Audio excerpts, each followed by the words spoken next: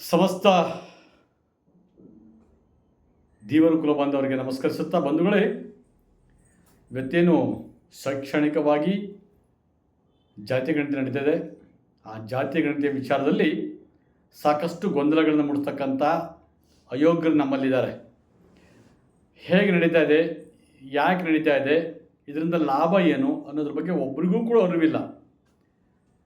ಜಾತಿ ಗಣತಿ ಅಂದಾಗ ನಾವು ಇಡಿಗರು ಅಂತ ಕುಣಿತಿರಲ್ಲ ನೀವು. ನಿಮಗೆ ನಾಚಿಕೆ ಮಾನ ಮರ್ಯಾದೆ ನಿಮಗಿಲ್ವ? ನಿಮಗೆ ಜಾತಿ ಗಣತಿಯಲ್ಲಿ ಜಾತಿಯಲ್ಲಿ 26 ಒಳಪಂಗಡಗಳಿದಾವೆ ಅಂತಕ್ಕಂಥದ್ದನ್ನು ಪರಿಜ್ಞಾನ ಇಟ್ಕೊಳ್ಳಿ. ನೀವು 26 ಒಳಪಂಗಡಗಳು ಇದ್ದಾಗ 26 ಒಳಪಂಗಡಗಳು ತಮ್ಮ ಜಾತಿ ಹೆಸರು ಬರಲೇಬೇಕಂತ ನಿಮಗೆ ಅದು ಗೊತ್ತಾಗಲ್ಲ. ನಿಮಗೆ ಇದು ಜಾತಿ ಇದನ್ನ ಅಂತಿಮ, ನಿಮಗೆ ಅಷ್ಟು ನಿಮಗೆ ಜ್ಞಾನ ಮಾಡಬೇಡ್ರಿ.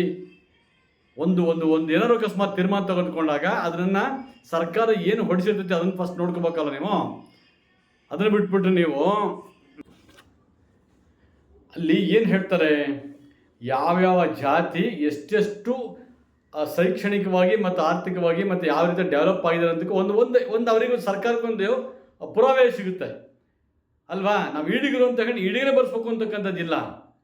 ನಿಮ್ಮ ಜಾತಿಯಲ್ಲಿ ನೀವು ಕೊನೆ ಪಕ್ಷ ನಮ್ಮ ಒಳ ಜಾತಿಯಲ್ಲಿ ಎಷ್ಟು ಜಾತಿ ಇದೆ, ಜಾತಿಯಲ್ಲಿ ಜನಗಣತಿ ಮಾಡಿದಾಗ ಜನ ಎಷ್ಟು ಗೊತ್ತಾಗ್ಲಿಕ್ಕೆ ಒಂದು ಅವಕಾಶ ಸಿಗುತ್ತಾನೆ ಆಗುತ್ತೆ. ನಿಮಗೆ ನಿಮ್ಮ ಯೋಗ್ಯತೆಗೆ ಇಷ್ಟು ಬೆಂಕಿ ಹಾಕಿ ನಿಮ್ಮ ನಾಚಿಕೆ ಆಗಲ್ಲ. ನಿಮಗೆ ಸರ್ಕಾರದವ್ರು ನಿಮಗೆ 12 ಲಕ್ಷ 15 ಲಕ್ಷ ಕೊಟ್ಟಾಗ ನಿಮಗೆ ಧ್ವನಿ ಅಂತ ನಿಮಗೆ ಧ್ವನಿ ಇರಲಿಲ್ಲ. ನಿಮಗೆ ಮುಂಡೆ ಮಕ್ಕ ನಿಮಗೆ ನಮ್ಮ ಜಾತಿ 12 ಲಕ್ಷ 13 ಲಕ್ಷ ಇದೆ ಅಂತ ಕೂತ್ಕೊಂಡ್ರೆ ನೀವು ಬರೀ ನಮ್ಮ ದೇವರಿದೆ ಇವತ್ತು 10 ಲಕ್ಷ ಮೇಲೆ ಇದೀವಿ ನಾವು. ನಿಮಗೆ ಇನ್ನೂ ಪರಿಜ್ಞಾನ ಇಲ್ಲ, ನಿಮಗೆ ಯಾವುದೂ ಪರಿಜ್ಞಾನ ಇಲ್ಲ. ಬರೀ ಕೇವಲ ದೇವರುಗಳು 10 ಲಕ್ಷದ ಮೇಲೆ ಈ ವರ್ಷ ಸಿಗುತ್ತೆ. ನಿಮಗೆ ಲೆಕ್ಕ ಹಾಕ್ಕೊಳ್ಳಿ.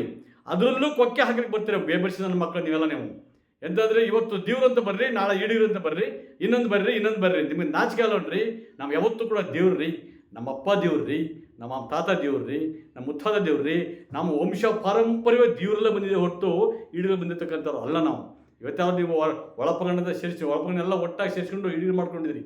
ಆ ಈಡಿಗರು ಬೆನಿಫಿಟನ್ನು ನೀವು ತೊಗೊತೀರಿ ಬಿಟ್ಟರೆ ಬೇರೆ ದೇವ್ರಿಗೆ ಒಬ್ರಿಗೆ ಬೆನಿಫಿಟ್ ಸಿಗ್ತಕ್ಕಂಥದ್ದಿಲ್ಲ. ಹಾಗಾಗಿ ಬಂಧುಗಳೇ, ತಮ್ಮಲ್ಲಿ ವಿನಂತಿ ಮಾಡ್ಕೊಳ್ಳೋದು ಇಷ್ಟೇ, ಯಾವ ನಾಯಿಗಳು ಯಾವ ಕೂಗಿದ್ರು ಪರವಾಗಿಲ್ಲ. ಅದ್ಯಾವುದನ್ನು ಮೈಸೂರು ನಾಯಿ ಕೂಗ್ತೈತೆ, ಆ ಪ್ರಣಾನಂದ ಸ್ವಾಮೀಜಿ ಹೀಗೆ ಹೇಳಬಾರ್ದಾಗಿತ್ತು ಅಂತೇಳ್ಬಿಟ್ಟು ಆ ಮೈಸೂರು ನಾಯಿಗೆ ಬರೀ ತೊದಲು ನೋಡಿ ಮಾತಾಡಲಿಕ್ಕೆ ಯೋಗ್ಯತೆ ನಮಗಿಲ್ಲ. ಕಾನ್ಸೆಪ್ಟ್ ಇರ್ಬೇಕ್ರಿ, ತಲೆಯಲ್ಲಿ ಕಾನ್ಸೆಪ್ಟ್ ಇರಲ್ರಿ. ತಲೆಯಲ್ಲಿ ಕಾನ್ಸೆಪ್ಟ್ ಮಾತಾಡ್ರಿ. ಸುಮ್ಮನೆ ಮಾತಾಡ್ತಕ್ಕಂಥದ್ದಲ್ಲ. ಯಾರು ಹೇಳೋದಲ್ಲ, ಪ್ರಣಾನಂದ ಸ್ವಾಮೀಜಿ ಹೇಳ್ತಕ್ಕಂಥ ಕರೆಕ್ಟಾಗೇ ಇದೆ. ಆಯಾ ಜಾತಿಗಳು ಆ ಜಾತಿ ಬರ್ಸಿ, ನಿಮ್ಮ ಜಾತಿ ಎಷ್ಟಿದೆ ಅಂತಕ್ಕಂಥದ್ದು ನಿಮ್ಗಾರು ಅಟ್ಲೀಸ್ಟ್ ಪ್ರೂಫ್ ಸಿಗುತ್ತೆ ನಿಮಗೆ. ಇವತ್ತು ಸರ್ಕಾರದ 12 ಲಕ್ಷ ಒಪ್ಕೊಂಡ್ಬಿಟ್ಟಿರಿ. ಈಡಿಗೆ ಸಂಘದ ಅಧ್ಯಕ್ಷ ಏನ್ರಿ ಮಾಡ್ತೀರಿ ನೀವು? ಕುತ್ಕೊಂಡು ಗೆಣಸ್ ಕರಿತದೇನ್ರಿ ನೀವು? ಎಷ್ಟು ಸರಿ ನಿಮಗೆ ಹೇಳೋದು ನಿಮಗೆ ಅಧ್ಯಕ್ಷ ಸ್ಥಾನ ಅಂದರೆ ಅಧ್ಯಕ್ಷ ಸ್ಥಾನ ಕೇವಲ ಅಧ್ಯಕ್ಷ ಸ್ಥಾನ ಅಲ್ಲ ರೀ. ಅಧ್ಯಕ್ಷ ಸ್ಥಾನಕ್ಕೊಂದು ಗೌರವ ಇದೆ.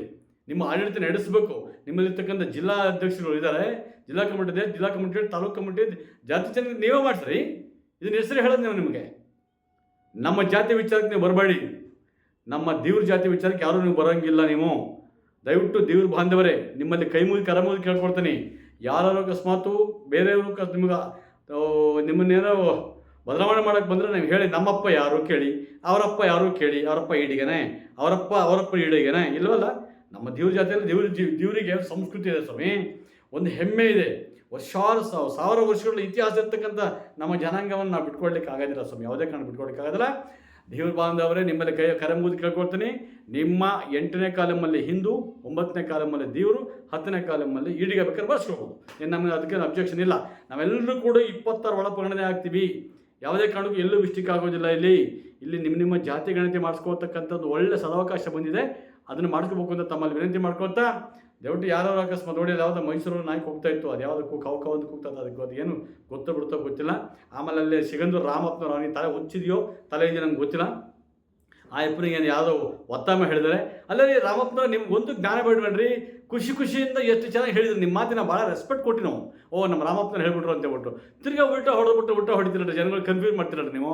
ಫಸ್ಟ್ ನಿಮ್ಮ ತಿದ್ದುಬಿಟ್ಟು ಫಸ್ಟ್ ನಿಮ್ಮ ಜಾತಿ ಯಾವ್ದು ತಿಳ್ಕೊಂಡ್ರಿ, ನಿಮ್ಮ ಅಪ್ಪನ ಜಾತಿ ಯಾವ್ದ್ರಿ, ನಿಮ್ಮ ತಾತನ ಜಾತಿ ಯಾವ್ದ್ರಿ, ನಿಮ್ಮ ಮುತ್ತಾತನ ಜಾತಿ ಯಾವ್ದ್ರಿ, ಅದನ್ನು ಬರ್ಸ್ಕೊಳ್ರಿ. ರಾಮಪ್ಪನವ್ರ ನೀವು ದೊಡ್ಡ ಸ್ಥಾನಕ್ಕೆ ಕೂತ್ಕೊಂಡು ತಪ್ಪು ಮಾಡಿ ನೀವು ಮಾಡಿಬಿಟ್ರೆ ಯಾವನ್ರಿ ಕೇಳ್ತಾರೆ ನಮಗೆ? ನಾಚಿಕೆ ಆಗಲ್ಲ. ಅವತ್ತು ದೊಡ್ಡ ಫಂಕ್ಷನಲ್ಲಿ ದೊಡ್ಡಗೆ ಹೇಳ್ಬಿಟ್ರಿ ನೀವು. ಇವತ್ತು ಎಲ್ಲೋ ಒಂದು ಕಡೆ ಕೂತ್ಕೊಂಡು ಯಾರು ಕೂತ್ಕೊಂಡು ಮಳೆ ಬುಟ್ಟು ಕೂತ್ಕೊಂಡು ಹೇಳ್ತಾರೆ, ಕೂತ್ಕೊಂಡ್ಬಿಟ್ಟು ಹೇಳ್ತಾ ಇದ್ರಿ. ಯಾರಿಗೆ ಹೆದರ್ತೀರಿ ನೀವು? ಯಾಕೆ ಹೆದರ್ಸ್ತೀರಿ ನೀವು? ನಿಮ್ಮ ಅಪ್ಪನ ಜಾತಿ ಬರ್ರಿ, ನಿಮ್ಮ ತಾತನ ಜಾತಿ ಬರ್ರಿ ಬರ್ಸಕ್ಕೆ ಹೇಳಿ. ನಿಮ್ಮವ್ರಿಗೆಲ್ಲ ಹೇಳಿ ಬರ್ಸಕ್ಕೆ. ಅರ್ಥ ಆಯ್ತಾ ರಾಮಪ್ಪನವ್ರು? ನೀವು ಇದು ನಮ್ಗೆ ಎದುರುಗಡೆ ಹೇಳ್ಬೇಕು ಅಂತ ಫೋನ್ ಮಾಡಿದೆ ಮೊನ್ನೆ. ತಾವು ಫೋನು ಮೀಟಿಂಗ್ ಅಂತ ಡಿಸ್ಕನೆಕ್ಟ್ ಮಾಡಿಬಿಟ್ರೆ ನನಗೆ. ಅದನ್ನು ಭಾಳ ನೋವಾಯ್ತು ನನಗೆ. ಯಾಕೆಂದರೆ ನೀವೆಲ್ಲ ನಿಮ್ಮ ಅನುಯಾಯಿಗಳಿದ್ದಾರೆ. ಅನುಯಾಯಿಗಳಿಗೆ ವಿಷಯ ಮುಟ್ಟಿಸ್ಬೇಕು ಅಂತ ವಿಷಯ ತಿಳ್ಕೊಂಡ್ರಿ ನೀವು ಕರೆಕ್ಟಾಗಿ. ಹಾಗಾಗಿ ಬಂಧುಗಳೇ, ದೇವ್ರ ಬಂಧುಗಳೇ, ಬಿಲ್ಲವ ಬಂಧುಗಳೇ, ನಾಮಧಾರಿ ಪೂಜಾರಿ ಬಂಧುಗಳೇ, ನಿಮ್ಮ ಅಪ್ಪದಿರು, ನಿಮ್ಮ ತಾತದಿರು ಯಾವ್ಯಾವ ಜಾತಿಯಿಂದ ಬಂದಿದ್ದಾರೋ ಆ ಜಾತಿಯೆಲ್ಲ ಬರ್ರಿ. ದಯವಿಟ್ಟು ಮತ್ತೊಂದು ವಿಷಯ, ಈಳಿಗರು ನಿಮ್ಮ ಜನಸಂಖ್ಯೆ ಎಷ್ಟಿದೆ ಅಂತ ನಿಮಗೊಂದು ಜ್ಞಾನ ಬಿಡುವ. ನಿಮಗೆ ನಮ್ಮ ಈಳಿಗರು ಇಷ್ಟು ಜನ ಇದ್ದೀವಿ ಅಂತ ಹೇಳೋಕೆ ಮೀಸೆ ತಿರ್ಸಕ್ಕಾರ ಬೇಕಲ್ರಿ. ಹಾಗಾಗಿ ನಿಮ್ಮ 9ನೇ ಕಾಲಮಲ್ಲಿ ನಿಮ್ಮದು ಈಳಿಗರಂತ ಬರ್ರಿ. ಎಷ್ಟು ಜನ ಈಳಿಗರು ಅಂತ ನಮ್ಗೆ ಈಳಿಗರು ಎಷ್ಟು ಜನ ಇದ್ದಾರೆ, ಈಳಿಗರು ಎಷ್ಟು ಜನ ಇದ್ದಾರೆ, 20 ಒಳಕೊಂಡು ಎಷ್ಟು ಜನ ಇದ್ದಾವೆ, ದೇವ್ರು ಎಷ್ಟು ಜನ ಇದ್ದಾರೆ, ಎಲ್ಲ ಕರೆಕ್ಟಾಗಿ ಗೊತ್ತಾಗ್ತತ್ತಲ್ಲ ನಿಮಗೆ. ಹಾಗಾಗಿ ಈ ಬಂಧುಗಳು ಎಲ್ಲರೂ ಕೂಡ ಯಾರ ಮಾತನ್ನು ಕೇಳಲಿಕ್ಕೆ ಹೋಗಬೇಡಿ. ನಿಮ್ಮ ಜನಾಂಗದ ಹೆಸರು ನೀವು ಬರಲೇಬೇಕು ಅಂತಕ್ಕಂಥದ್ದು ನನ್ನ ಮನವಿ. ನಮಸ್ಕಾರ ಸ್ನೇಹಿತರೆ. ನಿಮ್ಮೆಲ್ಲರ ಪ್ರೀತಿಯ ಕನ್ನಡ ರತ್ನ ಡಾಕ್ಟರ್ ಮಂಚೇಗೌಡ BH, ರಾಷ್ಟ್ರೀಯ ಈಡಿಗ ಮಹಾಮಂಡಳಿಯ ರಾಷ್ಟ್ರೀಯ ಕಾರ್ಯದರ್ಶಿ. ನಮಸ್ಕಾರ ಸ್ನೇಹಿತರೆ.